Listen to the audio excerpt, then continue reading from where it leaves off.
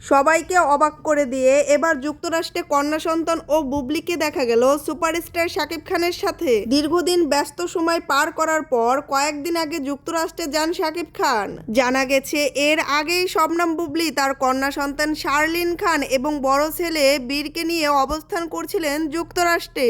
এদিকে গোপন সূত্রের বরাদ্দে জানা গেছে বুবলি নাকি তার সন্তানদেরকে নিয়ে ভবিষ্যতে যুক্তরাষ্ট্রেই স্থায়ী হওয়ার পরিকল্পনা করছেন। আর সেই পরিকল্পনাকে বাস্তবায়নের অংশ হিসাবে শাকিব খান যুক্তরাষ্ট্রে গিয়েছে বলে আলোচনা চলছে। যুক্তরাষ্ট্রে অবস্থানের কালে শাকিব, বুবলি এবং তার সন্তানদের বেশ আনন্দঘন মুহূর্ত কাটাতে দেখা যায়। পরিবারের সঙ্গে কাটানো সেই মুহূর্তগুলো ইতিমধ্যেই সামাজিক যোগাযোগ মাধ্যমে ব্যাপক আলোচনার সৃষ্টি করেছে। সংবাদ মাধ্যমের দেয়া এক বক্তব্যে বুবলি জানান, শাকিব খান তাদের কন্যা সন্তানকে খুবই ভালোবাসে, অপরদিকে নিজের ব্যক্তিগত বিষয়গুলো লুকিয়ে রাখতে স্বাচ্ছন্দ্য বোধ করে।